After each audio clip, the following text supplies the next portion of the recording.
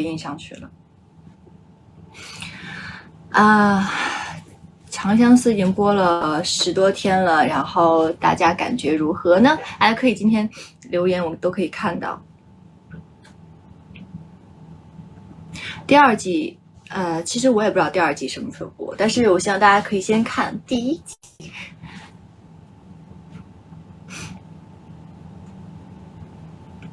你们也都看哭了是吗？我刚刚那一集看的很难过，看到我跟哥哥苍玄那个我们2个相依为命的那场戏，然后我本来在拍的时候，我们在演那场戏的时候抱着他，然后突然要唱歌，然后我就很好笑，因为我唱歌就高高，然后但是今天他们剪完以后，我发现真的很感人，然后鼻头就红了。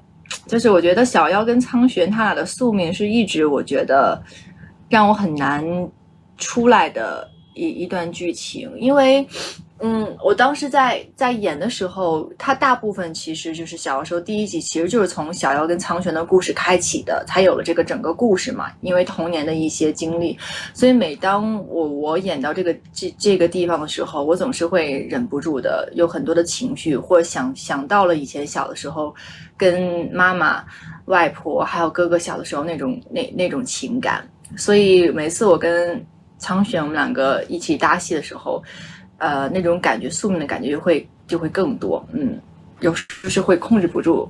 我今天在看都会有一点伤心。那你 Q 我，你也不跟我互动啊你？你再和大家聊一会儿，我一边聊着一边互动嘛，对吧？好呀，因为大家都在夸你说你是那个8季冲浪，你冲浪的速度太快了。然后呢，我们也有长相思播出以来有非常多特别有趣的梗，那顺便呢也来检查检查你了不了解这些梗，然后也和大家一起再回顾一下这些剧情。这个冲浪我真的是，因为我呢很在乎我拍的每一部戏，就是我每一部戏播的时候，其实我都会每天看大家的一些评论，长相思当然了，我也会每天看，所以我觉得大家所有的一些热梗我应该都是知道的。哇，那你还挺有信心。当然。行，那我们来第一个呗。可以。爱斯寂寞人，你知道吗？这个我知道，就是在长相思断更的时候，爱死寂寞人了，就是我太寂寞了，对吧？我就我爱长相思嘛，然后我寂寞人，对不对？我也一样，我也是爱死寂寞人。你也是。我断更的那2天，我真的觉得整个人生都灰暗了，我不骗你们。和大家一样，因为我也没有看到后面的剧情，然后我就很想知道后面发生了什么。对，我也是爱死寂寞人。好，今天爱斯寂寞人可以一解相思了，今天更新了。我一会儿直播结束，我要把后面那一集看完。着急啊！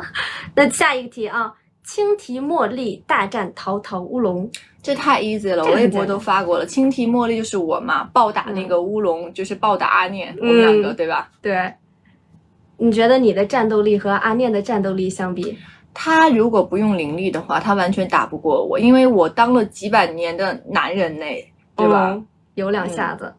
那你的异兽形体质，这个也很简单。异兽形，有形，异兽形，刑罚的刑。哦，异兽形。哎，这个我跟你说，我在演的时候呢，我还真没有往这方面想，因为我是完全的带入到小六的那个情节。你想，他是一个形象，他类似一个中年男人，就是他已经叫六哥，他是一个那样的男生，那就是大家根本不知道他是谁。然后那他有时候又会很欠儿，所以就是被人打，其实我当时看剧本的时候我觉得是理所应当的嘛。哇！但是在自己演的时候呢，看的时候我会真心很心疼小六跟小妖，因为我非常爱这个角色，所以小六跟小妖我都非常爱，所以我在看自己演的戏的时候，我真的哭，也是每一集都在哭，我会觉得他真的好可怜，我很心疼他。那希望后边都是甜甜的，但后面其实长相思就是甜，我觉得不是这个戏的本意，我觉得不是说一定是爱情，但是我是觉得是跟着人物往下走的时候，你会发现每个人物他都不是完美的，他都不是说特别就是没有任何缺点的，他是一个每个人都是非常正常的人，他们有自己的优点，有自己的缺点，然后跟着剧情往下走的时候，其实我是可以体会到每一个角色他们的不易跟无奈，我都是可以理解的。因为我会觉得有时候人性就是很复杂，长相思里面每个人我觉得是有血有肉的。这就是长相思的精彩之处哈。那下一个哈，你知道芋泥耶耶吗？椰子的椰，就是我穿那个小毛毛，对吧？就是我第一次跟那个、我跟我哥他被防空被射杀的那场戏，然后我穿的那个小毛毛，你要不要展示一下？这个芋泥耶，横店当时真的非常热，我穿到这件的时候，我真的整个人都要崩溃了。大家认证吗？芋泥耶耶，我每天的表情都是生无可恋，太热了。那你知道在大荒落户？这也很简单，小妖嘛，他以前是小六，然后他终于有了王姬的身份，他就可以在大荒入户了。那大荒心软的神，就是还是说我是不是心软的神？我真的觉得小妖是一个非常心软的人，他太善良了，所以我真的很爱他。他为每一个人都想好了应该怎么办，他唯独没有考虑自己，所以我觉得，他是我在这里面最爱的人物，小妖。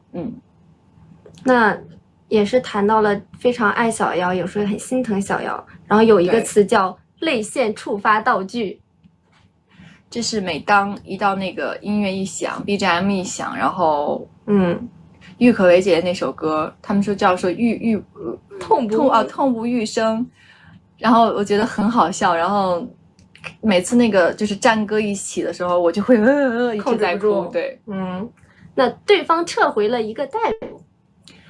这个是说我第一次捡到17的时候，他是一个小乞丐，我一看，马上就走了那个，对吧？对。那我们最后一个啊，目前回答的都很漂亮。最后一个，抱意思啊，就是不好意思，就是长相思爆了，不好意思，是吗？我也有点不好意思啊，不好意思。好，我们自己这样说，觉得很那个，没关系。那接下来也有一些我们的王姬答疑时刻，大家对后面的剧情也有一些疑问，那我就代替化身大家的嘴替来回答一下吧，来问一下，说咱们长相思拍了6个多月，6个月，那这么多非常强情绪的戏，觉得很费嗓子吧？我觉得嗓子还好，主要是情绪。就是因为你在演的时候，你不太能够在意到你的嗓子了。当然，我们是同期声，所以你在喊的时候，你一定要让自己的话让观众能够 get 说什么。其实这个就是比较重要的。主要我觉得还是一个情绪跟当时的规定情境吧，这一些。那你还记得哪几场就特别费嗓子，当时特别崩溃的戏？再来重温一下。我跟我哥的戏都很崩溃。今天这场戏，我哥哥在那儿，我安慰他。然后他靠在我的肩膀上，那场戏就是也是很费嗓子。我记得当时张晚意应该他演完几条以后有点晕了，然后他喘不过气，以后就是到外面去坐了好长时间才恢复。反正我觉得那一夏天所有人都很不容易吧。那为什么有网友说六哥是纯纯的艺人，变回王姬之后感觉会变成了哀人？你知道这个吗？其实艺人跟爱人我不太明白，但是我能够大概 get 到，是说艺人是小六是很活泼，是不是？爱人就是小妖变成了那个很那个内敛。其实我觉得本质上他们俩是一个人。如果小妖没有小的时候的这些东西，他就是王姬嘛，他就是小妖。他小六的时候是因为他没有什么责任，他也不是王姬，他不需要考虑很多人。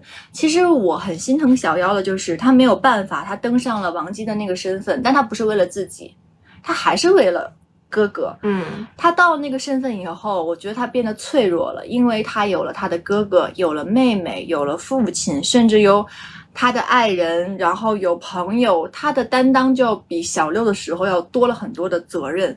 所以那一刻的时候，他会变成了一个，我觉得很多时候他变得很脆弱，甚至他有了很多的责任，他要去想我说完这句话做这个事情会有什么后果。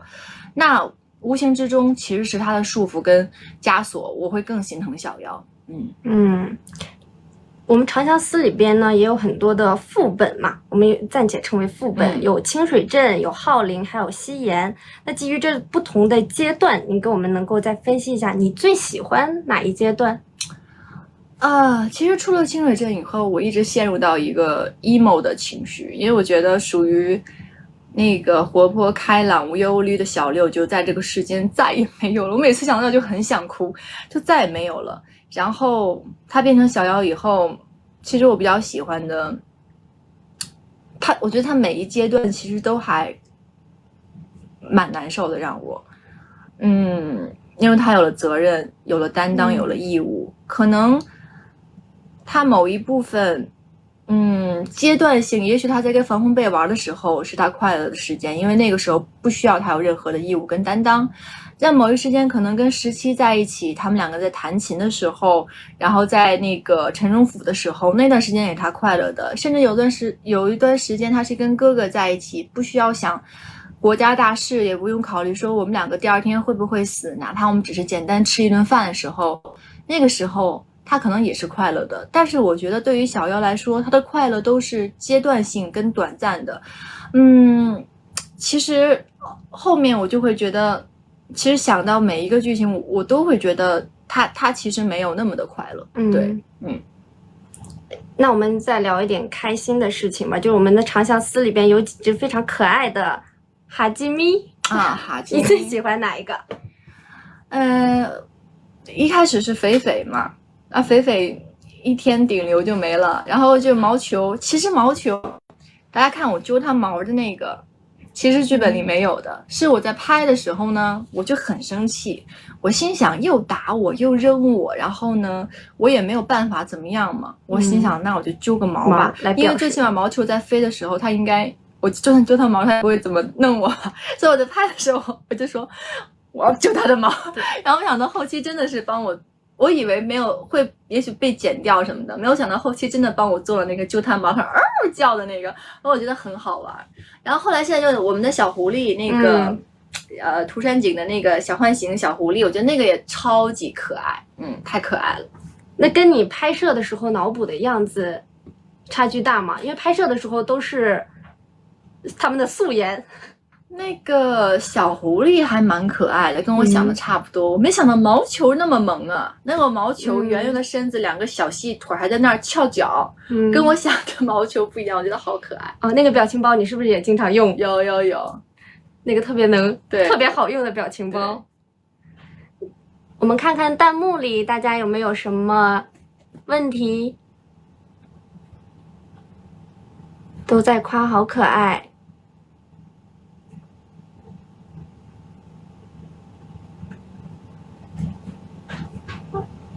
怎么样？网络小妖有没有爱过相柳？我觉得这个问题呢，我觉得成年人的世界跟爱情观不是说只是单纯的说，爱没爱或者什么，我觉得那个就是有点肤浅了。我觉得在这个长相思里面的所有的人物线，我都不认为说，我当然非常特别开心，大家爱我们每一个角色跟人物，然后呢，我也特别开心，今天有这么多的剧粉呐，然后或者书粉一直在在支持我们，还有我们的粉丝，我希望就是大家可以顺着我们的人物线去能够理解每一条人物线跟每一个人物。我觉得小妖跟相柳他们两个其实不是说只是单纯谁爱谁。他们两个是，其实小妖，我觉得在小妖最开始的时候，他们都有过机会，但其实最现实的是，他们都没有选择小妖，这个不是小妖来选择的，所以我觉得小妖他很，我很可怜小妖的一点就是，其实从始至终，他的人物命运被安排的，其实他没有办法选择任何人。一开始我甚至觉得可能也许苍玄也有机会，这是我想的。但是相柳他有他的国家大义，我在某一种程度上来说，我觉得相柳完成了他的一个完整很美好的一个结局。他是一个将军，最后他死在了战场上，他完成了他人生的意义跟义务。在某种角度上来说，我觉得那也是他的一个很完美的结局。他的人生的注定就是无法跟小妖走在一起。因为上一辈，其实我妈妈阿恒跟我的父亲赤诚，他们两个我觉得就是立场跟命运的不同，最后导致了这样的一个弊役或者是悲剧。所以在我们这一代的时候呢，可能也许相柳跟小妖他们两个就是注定是不能在一起的。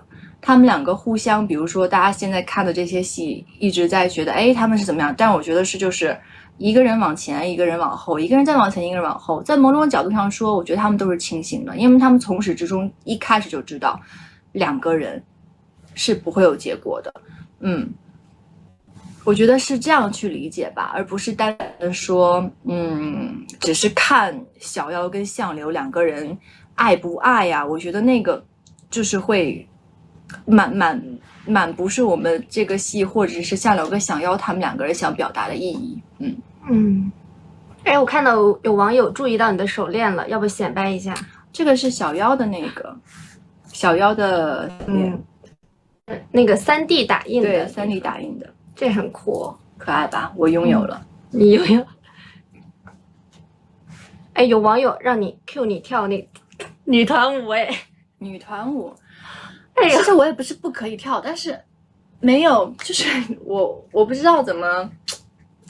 来了，起范儿了。对，我平时也会自己跳些舞，但是女团舞就是我要记动作啊什么，觉得那个很麻烦，算了。可以比个心吗？这不是很简单吗？那我们可以多几种比心的方式吗？给你记录一下，1、2、3。其实我一直觉得为什么要比心，就是每次就是拍照都是大家比心，比的我都已经有点那个表达爱意。表哥好可怜，我真的觉得苍玄也是个可怜人来的，因为我并不觉得，我就现在看很多人说什么他在利用我，他怎么样，我觉得不是的。苍玄从一开始他也不想这样，他也想变成一个无忧无虑跟我一起长大的人，但是命运的安排就是这样，如果他不变得强大，那别人就会杀掉他，甚至他连保护我的能力都没有的时候，那个时候我们没有办法聊未来或者什么。所以哥哥现在做的这一切，首先他其实是为了能够保护我，其次他要登上王位，他能保护更多的人，但我觉得最重要的，他的人生意义，他是说希望可以统一，不要再有战争。所以我觉得这个是苍玄跟小妖的格局，两个人为什么最终要登上，哥哥要登上王位，小妖要帮助哥哥登上王位，某一部分我觉得一定是两个人互相扶持，他们想变得强大，不再有别人欺负。但是我觉得另一层深的意义是，他们想让这个国家变得强大起来，然后不会再有更多的百姓去受苦，也不要再有更多的战争。我觉得这个才是利益所在。所以我觉得哥哥野狼现在我非常心疼他，在某种程度上来说，他从小被当成质子，他也没有受过父母的爱，他其实跟小妖在两条线，他只是说可能生活条件会好一些，但他心里可能不一定比小妖受到的苦要少。小妖对哥哥是什么样的感情？小妖对哥哥就是第一位，哥哥永远在小妖心里是第一位的，因为这个是永远改变不了的，这是他们的宿命，从小的生下来我们就是这样的一个关系，所以这一点是从来不会捍卫的，就是不会就是没有办法说用别的人来取舍，我觉得不是的。小妖对哥哥其实是没有爱情的，这个是因为他一直把哥哥当成一个自己最亲的亲人，在这个世界上可能他都觉得哥哥是他最亲的人了。对，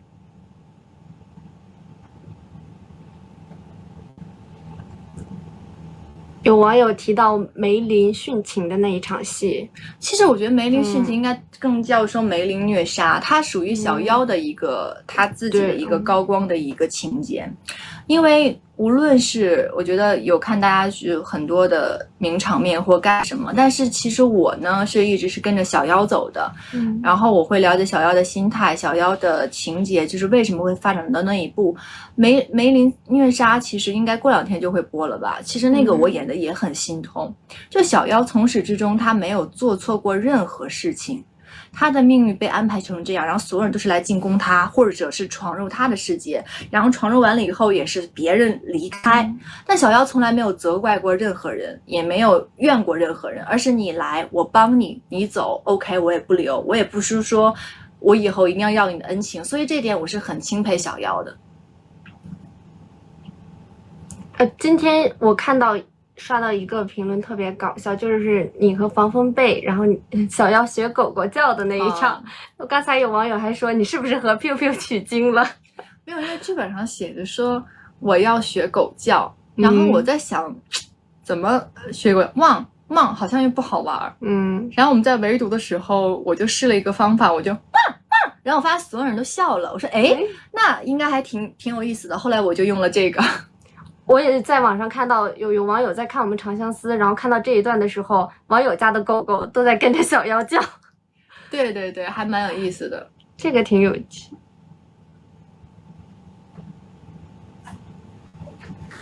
问大家还有什么问题？就是我觉得吧，我还是希望大家可以我们理智看剧，然后我也特别能够理解每个人都有喜欢的自己的角色，但是对于我来说，我是希望《长相思》整个剧都非常的好，也特别感谢大家一直能够关爱我们的戏，希望我们可以一起理智护我们的戏，然后因为我们后面还有很多的情节，我觉得大家不要因为单场戏或者是说还没有播到那儿，因为我知道很多朋友们看过书。但是我希望不要给一些没有看过书的朋友们留一点点悬念，然后不要有太多的剧透，然后我们跟着剧走，然后了解它每一天的播出的剧情是什么，然后用心去感受每一个角色他们的无奈和为什么。我觉得可能大家能够理解到每个角色的意义。对，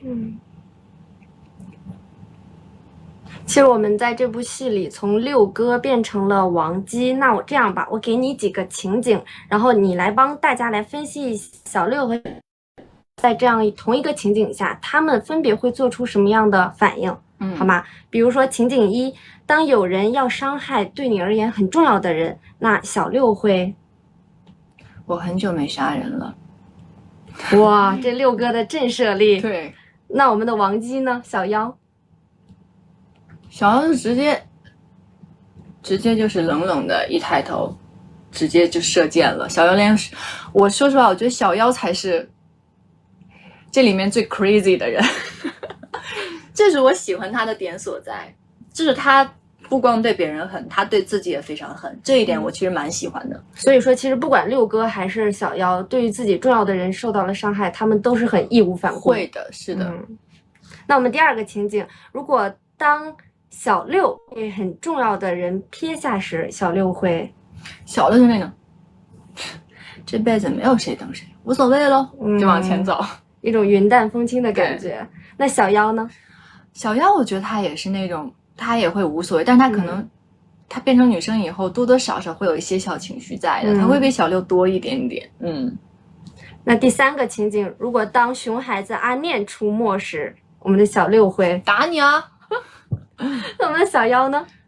小妖正面刚，小妖是正面，直接上去就撕了你这个没长脑子的，就这样。那如果当你受伤了的时候，小六受伤时会怎么样？小六受伤就就天天被他受伤的时候，他就会老是这种。我感觉你现在还原了被相柳大人。对，他就是比较面目狰狞，他会表现出来。那小妖呢？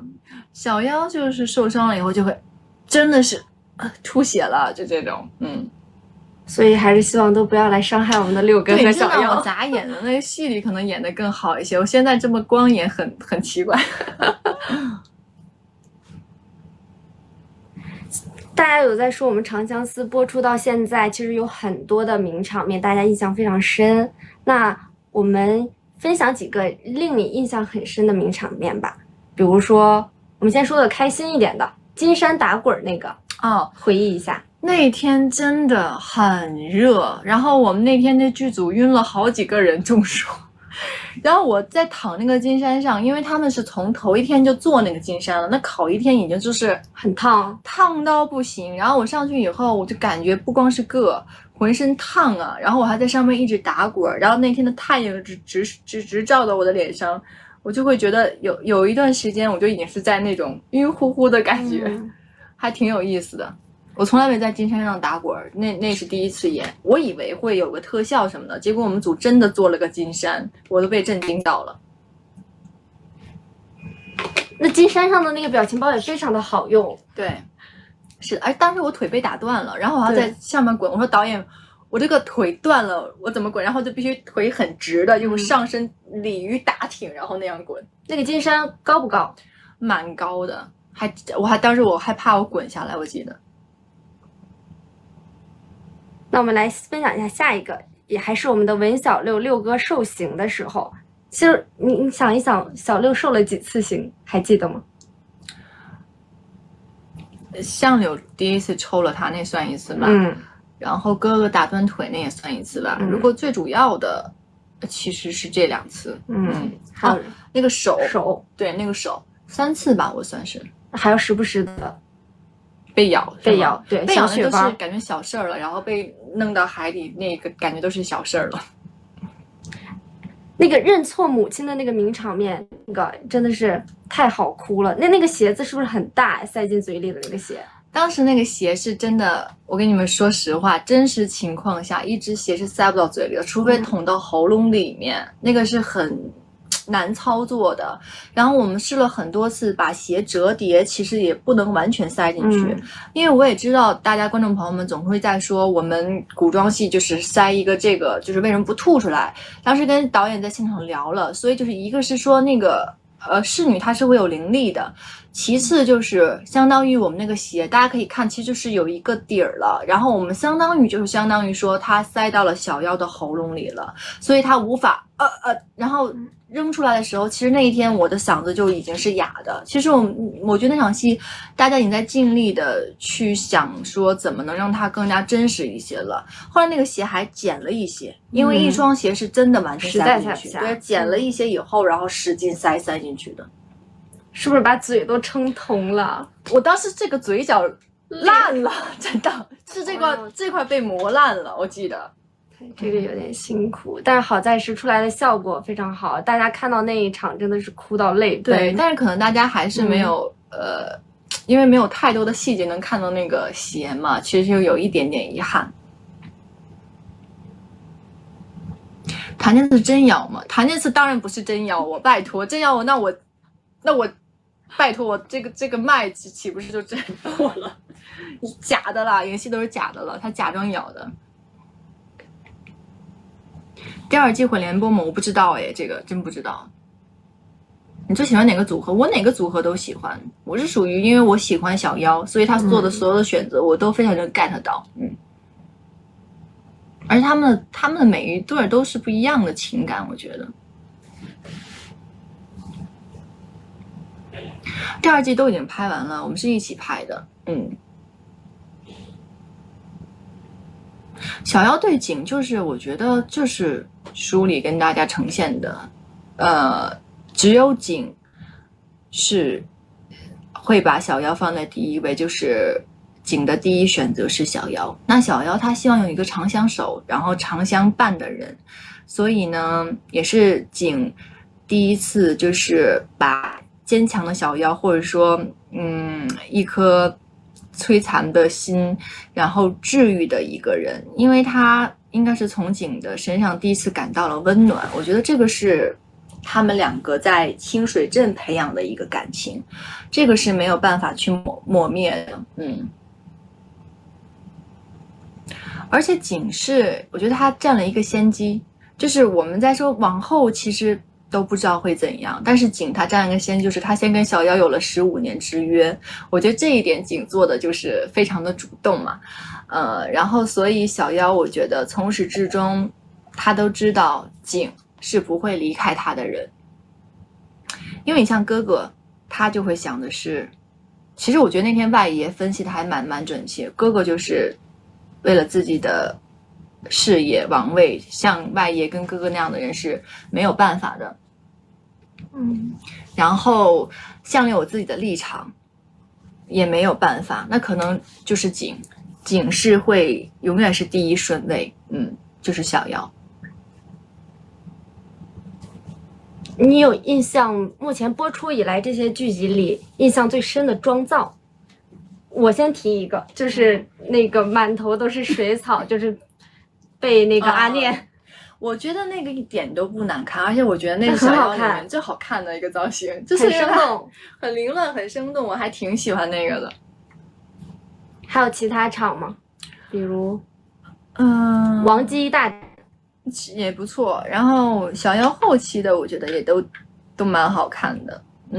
其实但我是最喜欢小六。小六的时候无忧无虑，穿那个哈伦裤。有的人说他是吊裆裤，有的人是哈伦裤，就很好笑。然后他们说什么穿了10几集的吊裆裤，我说拜托，那是哈伦裤，谢谢。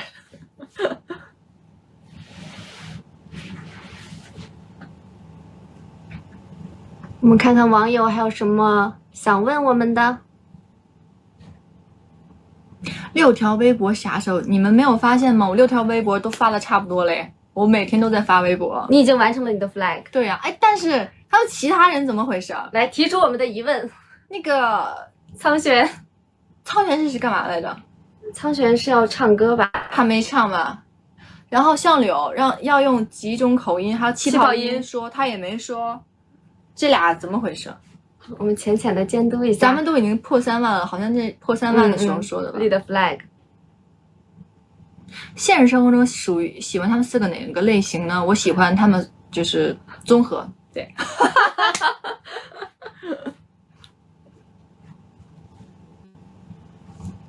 加更，我也希望他加更啊！我这个我就不知道了。第2季相柳当然在了，我们全员第2季所有人都在的。第2季什么时候播？我真的不知道。我母鸡呀。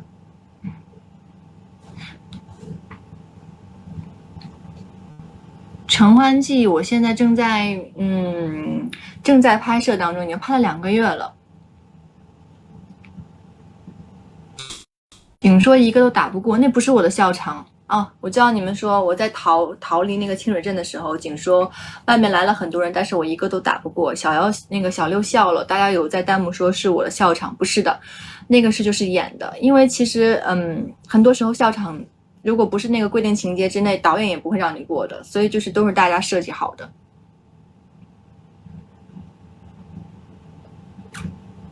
小妖知道相柳的付出吗？我没有上帝视角，小妖是不知道的。在小妖的视角里，他根本不知道相柳对小妖的情感到底是什么。其实他是完全不知道的，所以我觉得很多时候我也就是很心疼相柳了。但是对于小妖的立场来说他是不知道的，对。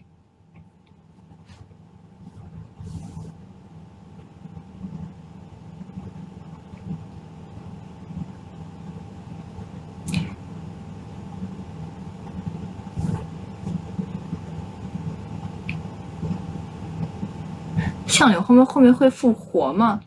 大家往后看吧。网友问你那个烤虾好吃吗？烤虾还蛮不错的，但是那个苍玄在现场帮我们烤的。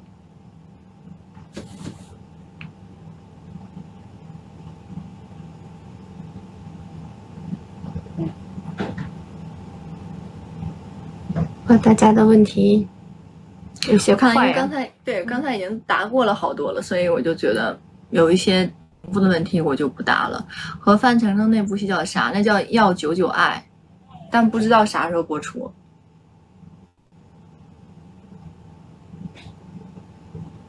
我为啥不是这还没读呢？没读上呢。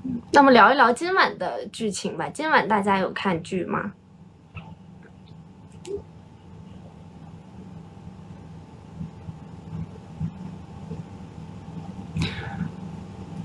新16第2部。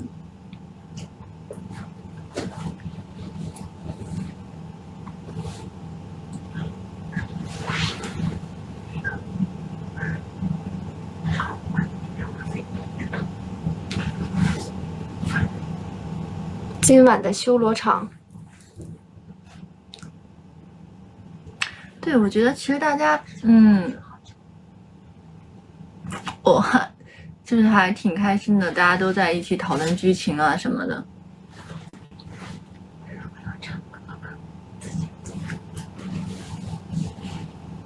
但是还是呼吁大家理智观剧啊，因为每个角色都有他的使命跟他的义务，所以并不是单纯的，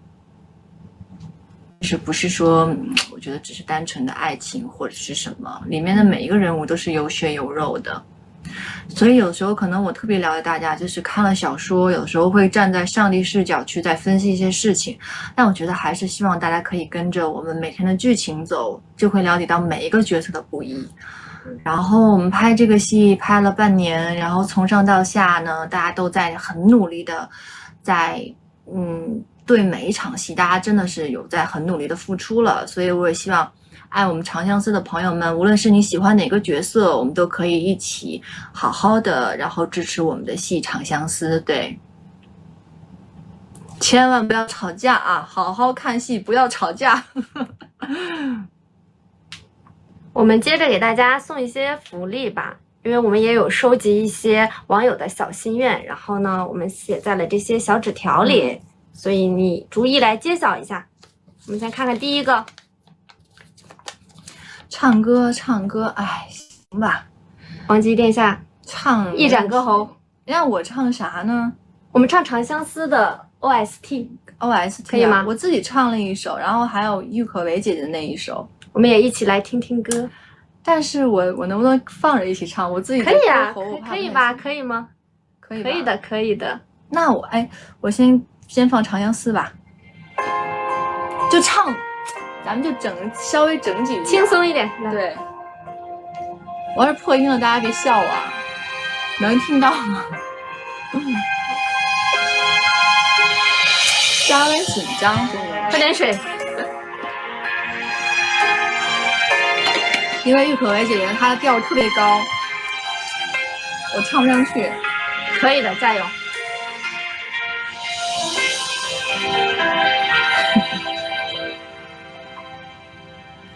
破命运的谜语，看世界的流离，爱的宿命一步一趋，难逃避。我置身于世外，垂下没人只关心，不听不看，守着来细细你。陪一晚孤零零的月光里，前方如风烟起，回忆里满是你。记起天地间的桀骜，我不息。每一刻孤冷冷的时光里，思念它弥漫起，天地间只有你，最后骄傲，只守一生去。就这样，我唱上去了已经。你看一下大家的评价，都在夸你，真的好听，谢谢，真的好听。对，还有一首歌《偏爱人间烟火》，那。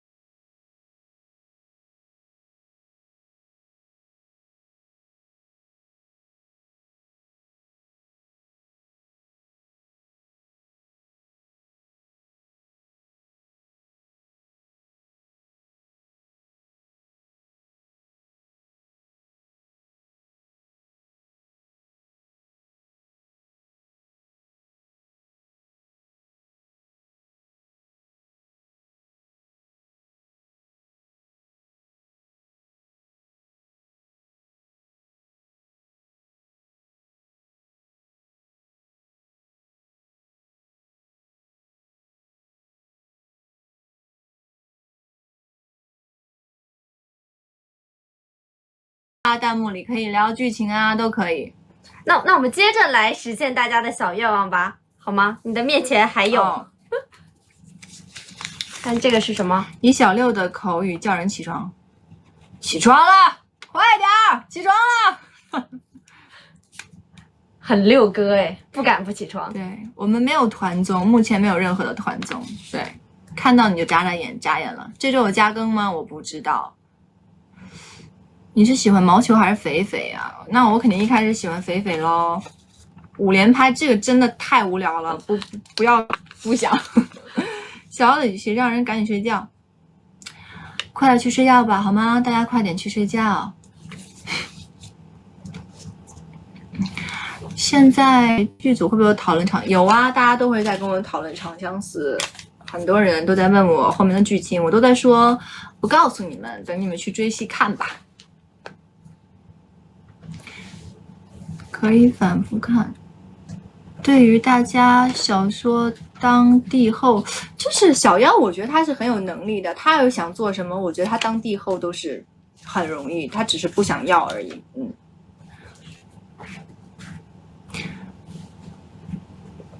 小妖的血为什么有治疗效果？因为他以前，你看你前面没有看吧，往前看他为什么血有治疗效果？因为他之前被虐待了，然后他有很多的那个，你去往前倒啊。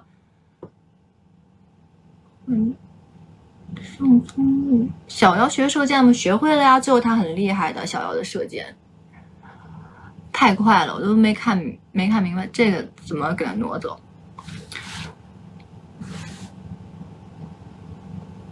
小妖有看到相柳流泪吗？当然没有了，今天我都晕倒了，怎么看到相柳流泪？那个都是给大家看的，就是让观众朋友们知道他的心路历程。但是以我的规定情境，就小妖没有看到，他怎么可能看到？所以不能以观众的一个角度来批判小妖他为什么不，而是我们要站在一个正常的一个生活里面，是小妖他就是没有看到，对。而且我觉得，相柳他也很伟大，他没有让小妖看到他的真正的想法，因为他也知道，可能他说出想法以后，也许一切就都变了。我说小妖什么？小妖你啥时候下线吗？我应该是9点下线吧。小妖会不会失望？防风费不是相柳，不会啊，小妖不会失望的。这为什么会失望？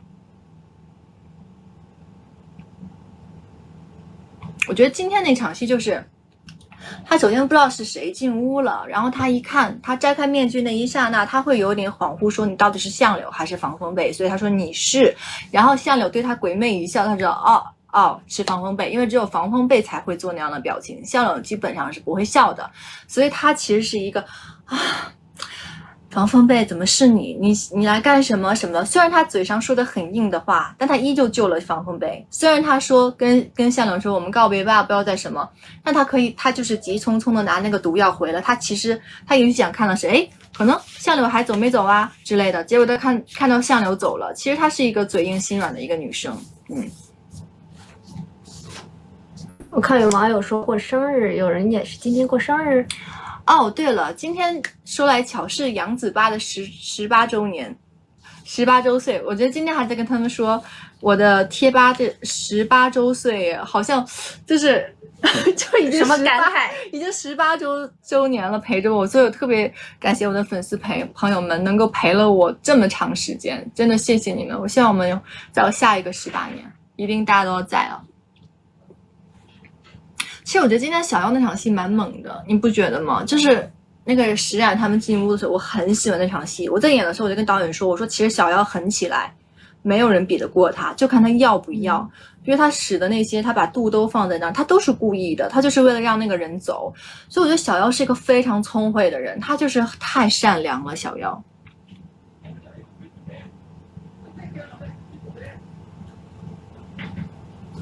大家很喜欢小妖。衣服上的狗，对，是 Piu， 是我的 Piu。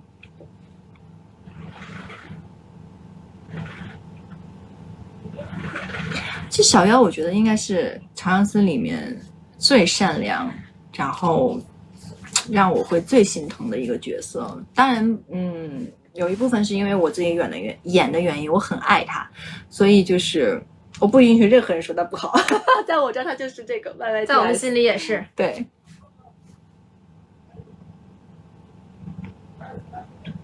小妖最后会理解父母，当然他会理解了。其实他也不是不理解，他只是不明白为什么会这样。所以为什么说小妖心软呢？又是个善解人意的人，他后面都会理解的。可以叫姐姐老婆吗？不行不行不行。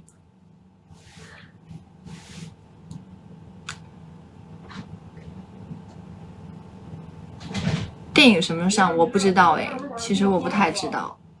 哇，这什么呀？酒怎么这么多花是什么东西？是送给你的礼物吗？哦，谢谢。下部戏演民国戏没有哎，目前还没有找我下部戏。小妖在海里的时候对象鸟心动了没？你们去看剧嘛，都没播。你看，这就是剧都不播，然后大家就已经开始探讨后面的剧情了。我们一起期待一下。对对对，跟着我们的剧情走啊，大家。就像我说的，小妖其实他永远不是很多人的第一顺选，因为每个人都有他完成的使命，跟他的命运，跟他的故事。所以小妖并不是大家觉得说他就是王姬了，他想要什么就能得到什么。有的时候人生并不是这样的，所以不是说小妖的应该怎么样，或者他不应该怎么样，而是他就算怎么样了，结局也依旧如此，因为这就是他的命运，没有办法。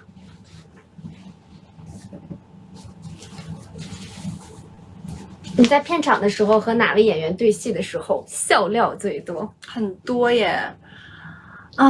比如说我记得我跟苍玄那场戏，今天的那场戏，他说那些他跟我撒娇，我不想回去，那些女人什么他都不喜欢。我私下跟他开玩笑，他说这要怎么演？我说你就撒娇。我说不想回去。结果他第一条真这么演的。我说你为什么这么演？然后我哥非常说，因为你让我这么演的啊。然后整个一个大崩溃。我说你也太信我了吧。然后后来他就是收了一些，在那拉了我袖子这样扯。那我今天看也蛮可爱的。然后跟谭哥就是每天嬉笑打闹，他老在现场唱那个爷们儿要战斗，在现场就放那个音乐，大家知道那首歌吗？爷们儿要战斗。因为不是有一场戏我摸他那个鼓吗？然后他就老给我跳这个爷们儿要战斗，然后我一演那场戏就想笑，因为我就会想到他在那个唱爷们儿要战斗的时候。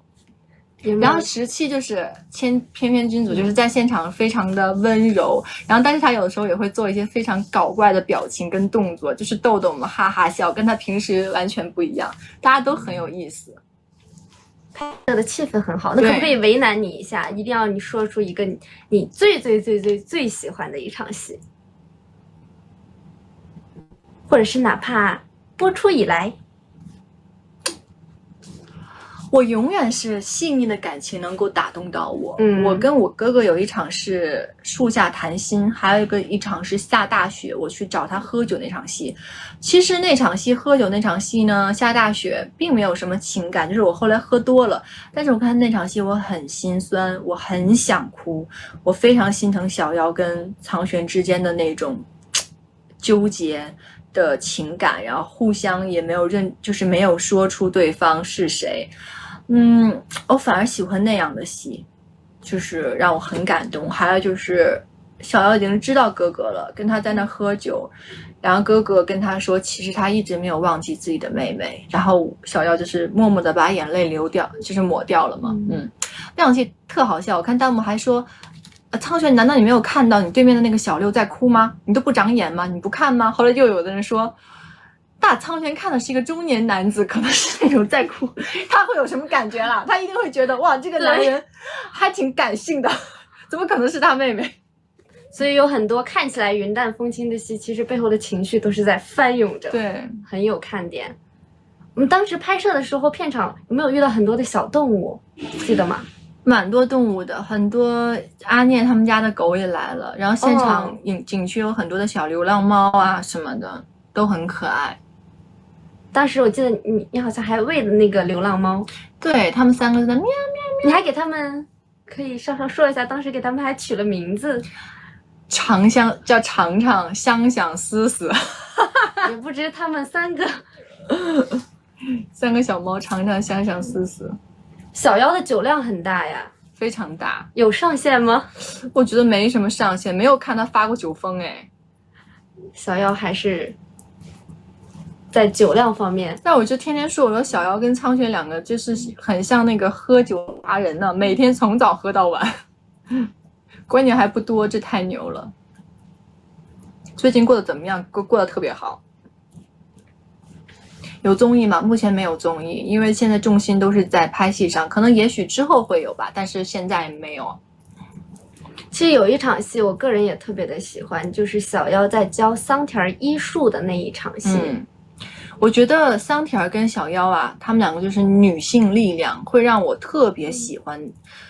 清水镇的那些人，因为串着麻子、老木、春桃，他们一个个都是有血有肉的人。就你看春桃，她对待桑田的时候是那种不屑，因为她觉得她是青楼女子。结果阿念一来了以后呢，她把自己弄成这样，就是她怕阿念看不上她。这些都是我会觉得非常真实，然后这些都是让我很喜欢的角色。包括桑田会让我觉得，有力自保，就相当于我也让桑田有力自保了。女性的力量其实非常的感人。对，我看到那个很感人，独立自强。我们在拍的时候，我也觉得很感人，就是我重新给了桑田一个新的生命，我觉得，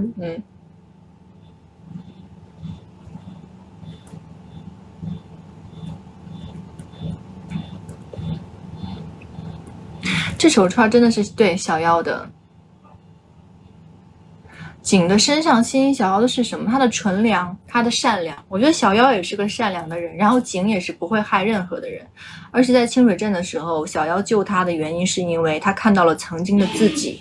我觉得某种程度上，石七也救赎了小妖，因为他看到一个叫花子连饼都不要去伸手够那枝花的时候，他想到了他的小时候被囚禁在笼子里，他也去伸手够那枝花，是对生命的一个向往，所以他很希望能够把石七救活。同时我觉得石七也给了小妖的一些生命的或者重生的一些希望，所以我觉得他们是互相救赎的。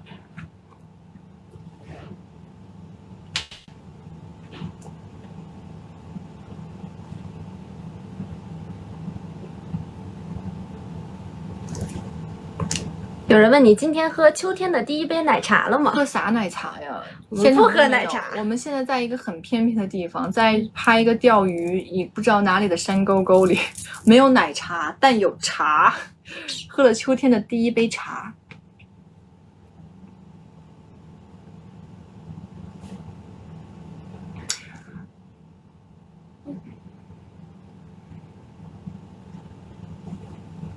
他老是这个挡住那个按拒绝，就是他老是这样挡住。他唤起了一些灯牌。有什么想挑战的角色？其实我有很多想挑战的，但我还是特别感谢大家哦，因为我经常看大家的一些评论跟影评，大家有说有真心的，就是真的在追剧，然后分析的特别的好，我还挺感动的。也特别谢谢大家能够支持我们长相思。而且我觉得有时候长相思的女性魅力真的是力量，因为我们导演也是个女性嘛，她小小的能量在剧组撑了6个月，她只是拍摄撑了6个月，那前期啊后期剪辑其实很久啊，好像3年内。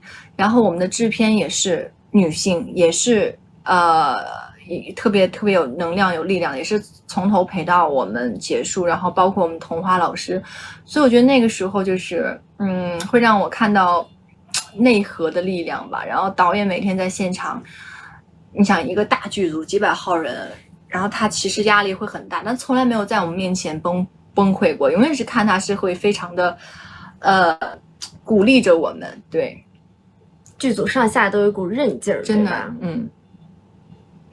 大家还想听听你和阿念打架的那场，你们两个当时在走线或者拍摄结束之后有没有笑场？有笑场啊，因为我觉得那很真实。对，其实无论是古装戏、玄幻戏、仙侠戏，我觉得人正常情感或者人的一个走向，就是还是要真实一些。那我跟阿念两个人都没有灵力的情况下，我俩肯定女生打架就是撕头发，所以那场戏我觉得还是蛮真实的。我们有很多特别崩溃爆发的戏，那你这场戏喊卡了之后，会不会陷在那个悲伤的情绪里无法自拔？这时候都怎么调整？会耶，很多戏。其实我觉得第一季呢，有更多会虐的戏，第一季也有很多，所以大家可以真的是看剧的时候好好的期待一下。是的。那我们今天快乐的为什么小妖最后选择了景？因为在爱他景的世界里，小妖就是唯一，他不是选择了景，是相柳有他的大义，他没有，他绝对不可能跟小妖在一起。他的立场，他的第一就是他的国家。哥哥也是不可能的，他是要当王的人，所以在这个世界里面，只有景是可以我永远的第一位是小妖。对。那我们快乐的时间比较短暂，马上就要进入尾声了，我们和大家说拜拜吧。对，今天要跟大家说拜拜了，跟大家聊了1个小时，还挺开心的。他们今天问我要不要有个主持人，我说不要，自己就可以聊。你很棒，很优秀。哎，觉得聊完1个小时了，真的时间过得好快。很快。对。我们也要回去继续看剧了。是的，今天要跟大家就下播吧，这属于要下播了，然后我要回家继续追剧了。希望大家可以真的一起支持我们长相思，然后支持我们戏里的每一个角色，因为大家都是非常的努力跟认真的，然后跟着我们的剧情每一天，然后希望大家可以真的很开心的看剧。对，那我们以王姬殿下的口吻。就别王姬殿下了，就我自己好，我们以杨紫的口吻，那个拜拜啦，然后我们继续期待我们的长相思，谢谢大家对长相思的喜欢，谢谢。